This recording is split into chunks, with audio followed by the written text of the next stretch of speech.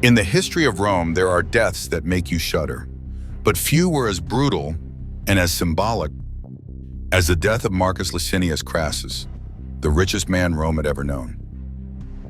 In the scorching deserts of Mesopotamia, where the sun baked each grain of sand until it burned, he did not die by spear or sword, but by the very thing he had pursued all his life: gold. The moment molten gold poured down his throat went beyond an execution.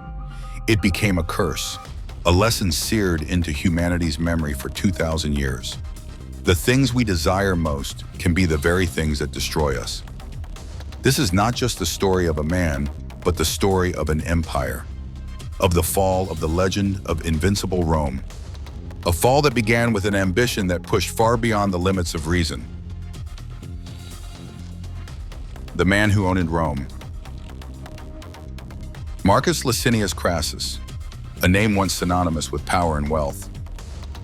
He owned vast estates spread across the Roman world, amassing his fortune by buying up the homes of the bankrupt for pennies, speculating on fire-ravaged land, and renting them back at exorbitant rates. He even controlled private fire brigades, but they would only put out the flames if the property owner agreed to sell to him. If not, the fire was left to consume everything. Cold-blooded? Absolutely. But it made him the richest man in the history of the Roman Republic. Slaves? He traded them like a merchant trades gold. Silver mines? He owned them. Major construction projects? He ran them. In Rome, there was hardly a coin in circulation that hadn't passed through Crassus's hands. And yet, in this ocean of wealth, there was one thing no amount of money could buy: glory. In Rome, military victory was the ticket to immortality, something gold, silver, and political power could never replace. Crassus entered the first triumvirate, an informal political alliance between Gaius Julius Caesar, Gnaeus Pompeius Magnus, Pompey the Great, and himself. On paper, the three were equals, but in the eyes of the people and the legions, Crassus was just the banker among warriors. Caesar conquered Gaul, extending Rome's borders to the Atlantic. Pompey crushed the pirates and ruled the Mediterranean like an uncrowned king. And Crassus? He had gold, and gold alone. The military glory of his allies cast over him like sunlight over a long shadow, and Crassus despised that feeling. He hungered for a great military campaign, a victory that would carve his name into history alongside Caesar and Pompey. And to the east, he saw his golden prize. The golden prize in the east. Beyond the Euphrates, stretching all the way to the Indus, lay the Parthian Empire, a vast, wealthy, and proud kingdom. They controlled the lifelines of the ancient world, the Silk Road and the spice route. Silk from China, spices from India, precious gems, pearls, rare incense. All flowed through Parthian territory before reaching Rome. To seize Parthia was not only to unlock the treasure vault of the East, but also to strike directly at the pride of an empire that had dominated East-West trade for centuries. In Crassus's eyes, Parthia was the golden prize. A single victory there would be enough to place him alongside Caesar and Pompey, wipe away the label of banker among warriors, and secure a lasting political legacy. It was the perfect storm of ambition, the pursuit of glory, the hunger for power, and the desire to expand an already colossal fortune. But the Roman Senate saw not glory, but risk. Some doubted his military ability. Others feared dragging Rome into a costly and pointless war. Crassus didn't care. To him, the opportunity was far too great to ignore. Without official authorization, he began preparing for the campaign on his own. In 55 BCE, Crassus arrived in Syria as governor and immediately turned the province into a staging ground for invasion.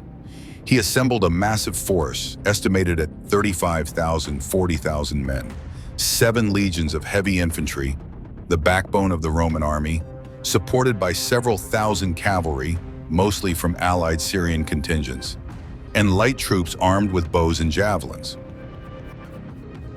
These figures, recorded by Plutarch and Cassius Dio, vary slightly between sources. Alongside him in this campaign was his beloved son, Publius Crassus, Publius was not only the heir to the family name, but a young, battle-hardened commander who had fought with distinction under Caesar in Gaul. For Crassus, this campaign was more than a personal quest for glory. It was the chance to etch the Crassus name into Roman history, in gold, in blood, and through victory in the East.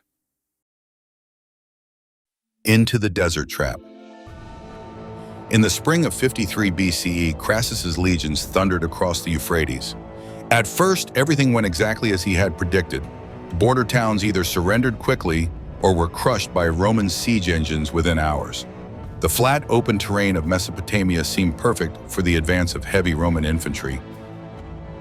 But on the other side, Serena, the young Parthian general born into nobility, famed for his cunning and immense wealth, was patiently setting a trap. He did not rush to engage. Instead, Serena carried out a calculated retreat, drawing the Romans deeper and deeper into the desert, farther from water and farther from their supply lines. Day after day, Parthian strategy began to reveal itself. Along the march, Roman soldiers would spot bands of cavalry appearing on the horizon, riders in gleaming armor flashing under the sun, only to vanish before anyone could give chase. From time to time, the supply convoys were hit by lightning raids. A few arrows, a few war cries, and then the dust swallowed the horsemen whole. Serena commanded something the Romans did not possess: an army built to dominate desert warfare.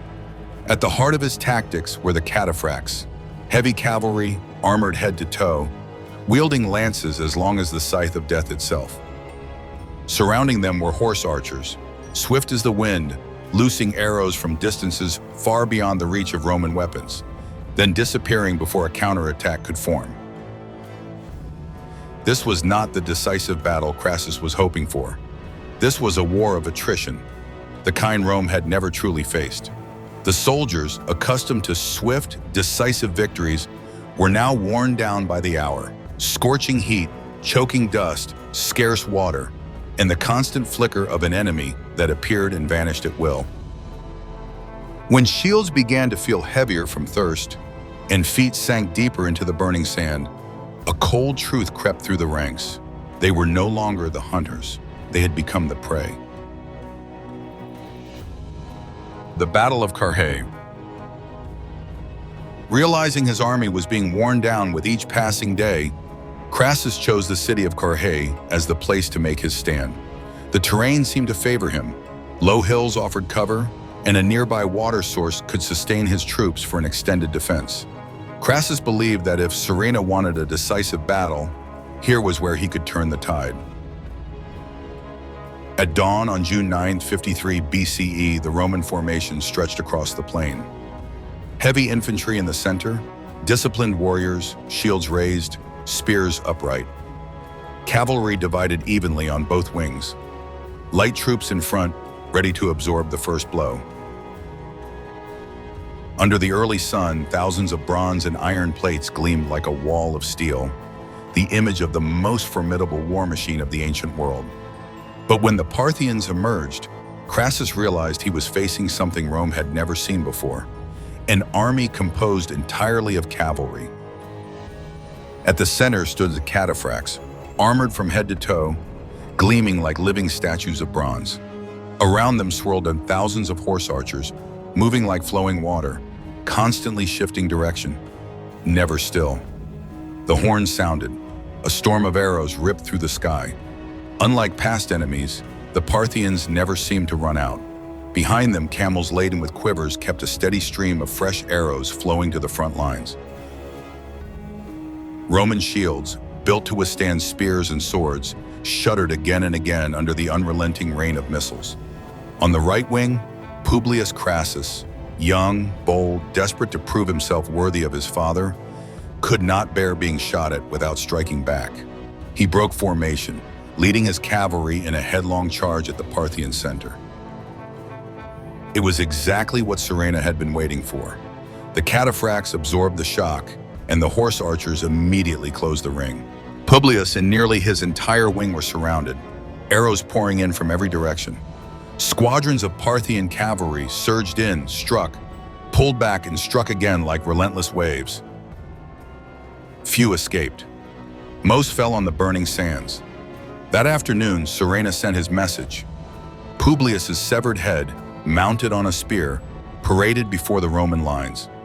Crassus was frozen in silence. The father, the general, and the glory seeker within him all seemed to collapse at once.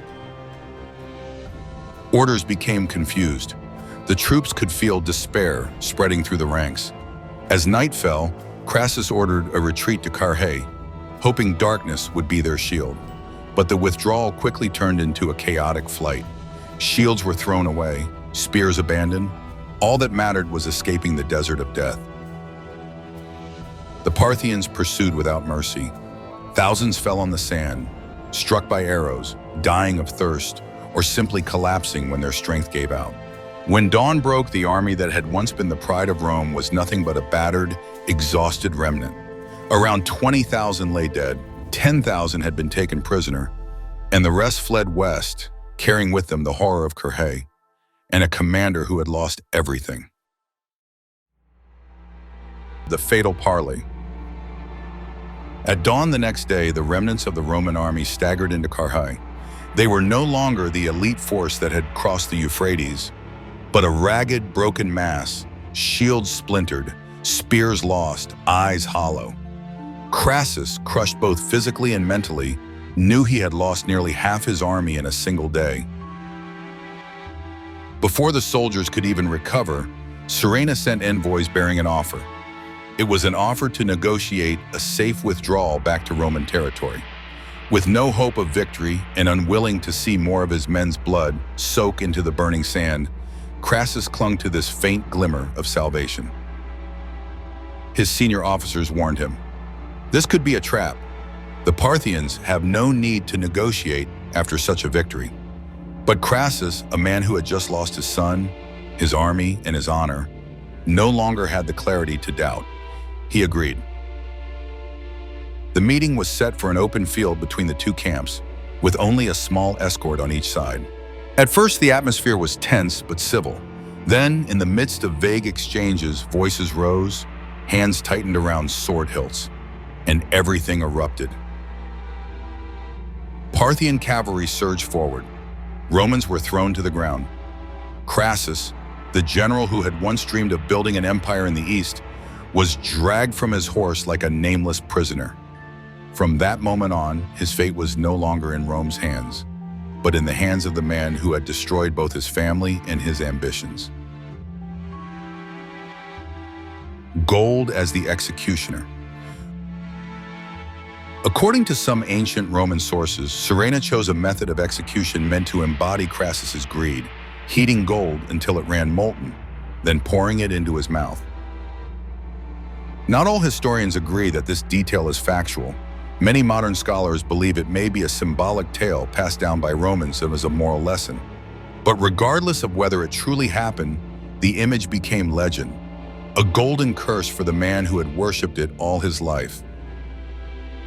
Crassus is said to have remained conscious long enough to feel it all. The acrid taste of burning metal, the searing heat tearing through every vein and vessel, until his awareness slipped into darkness.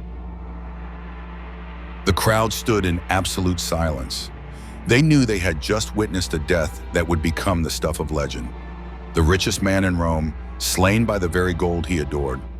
The mouth that had once spoken boundless ambitions was sealed forever by the thing he desired most. From that moment, the story of Crassus was no longer merely a tale of military defeat. It became an enduring symbol. When greed knows no limits, ambition itself becomes your executioner. Shockwaves through Rome. When the grim news crossed mountains, seas, and rivers to reach Rome, it was far more than a simple report of defeat. It struck like a hammer blow to the proud heart of the Republic. From the market stalls to the Senate floor, Romans had been raised in the unshakable belief that their legions could not be beaten. The myth of Invincible Rome had stood for centuries, written in the blood of its enemies and the glory of conquest. But at Carrhae, that myth was shattered, not by some backward barbarian tribe, but by a rival empire equal in stature, Parthia. armed with sophisticated strategy, iron discipline, and a pride to match Rome's own. The people were stunned. How could the world's strongest army be crushed in the desert, tens of thousands dead, and the Republic's richest general executed in such humiliation? The shock quickly spilled into politics. The first triumvirate, Pompey, Caesar, and Crassus, collapsed entirely, removing the three pillars that had balanced Rome's power. Without Crassus and his vast fortune to mediate between them, Pompey and Caesar's relationship turned into a deadly rivalry. The death of Crassus, combined with the passing of Julia, Caesar's daughter and Pompey's wife, erased the political and family bonds that had kept the peace. What remained was a vacuum of power, filled with backroom alliances, accusations, and ultimately, the clash of swords and civil war.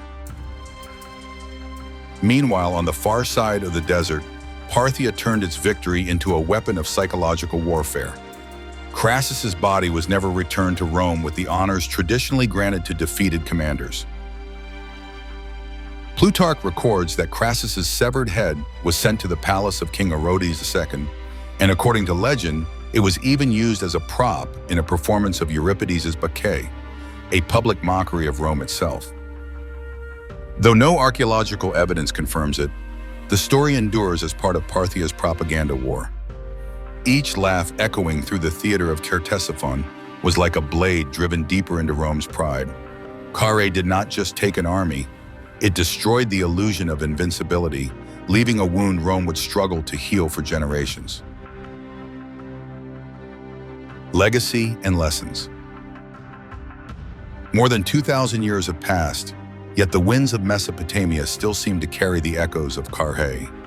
The desert has long since swallowed the blood, the armor, the cries of the dying, yet fragments remain. Arrowheads dulled by centuries of sandstorms, rusted scales of armor, once polished to a blinding shine, a few scattered bones bleached white under the relentless sun. Each relic is a whisper from that fateful day, the day a Roman army forged in the fires of conquest was torn apart in the open desert. And yet, even with these scattered clues, the complete picture remains elusive. The exact location of the battlefield remains uncertain, as if the desert itself were guarding Carrhae's secrets from the world. In the years that followed, Rome changed. The Republic, proud, ambitious, accustomed to expanding its borders at will, learned to tread more carefully in the east. Reckless marches across unknown sands gave way to calculated campaigns, where legions moved only with a careful blend of steel and diplomacy. And always in the shadows of the Senate, there was a new and reluctant respect for Parthia, the rival that had not only defeated Rome, but also humiliated it on a scale few could have imagined. Crassus did not fall for lack of gold. He fell because no amount would ever be enough. And here, the story reaches out from the ancient world and lays its hand on our present. In an age where power and wealth still seduce men and nations alike, the warning remains uncomfortably relevant. Power is never a prize without a price, and unrestrained wealth becomes a weapon turned inward. Knowing when to stop, knowing what is truly enough, may be the only thing that separates a legacy etched in marble from a cautionary tale written in ash. Carrhae and the molten gold death of Crassus still speak to us through the centuries. What we covet most often becomes the instrument of our undoing. Somewhere in that endless expanse of Mesopotamian sand, where the sun scorches the horizon and the wind sweeps away every footprint, a faint golden shimmer still flicker. Not the glitter of treasure, but the glint of a curse carved into human memory. Marcus Licinius Crassus, a name once uttered with reverence and envy, recorded in Roman annals as one of the wealthiest men to ever walk the Forum. Yet his most enduring monument is not a triumphal arch or a marble statue, but the haunting image of a golden throat, silenced forever by the very metal it worshipped. And so the desert keeps its vigil. Carrhae is but one chapter in the endless chronicle of history, a chapter where empires that seemed unshakable fell in a single moment, and men who believed themselves untouchable were undone by their own desires. But history does not end with one fall. As one story closes, another begins. Each a reminder that power is never free, that ambition is a fire which must be fed carefully, and that the warm, golden glow we chase so desperately may, in the end, be the last light we ever see.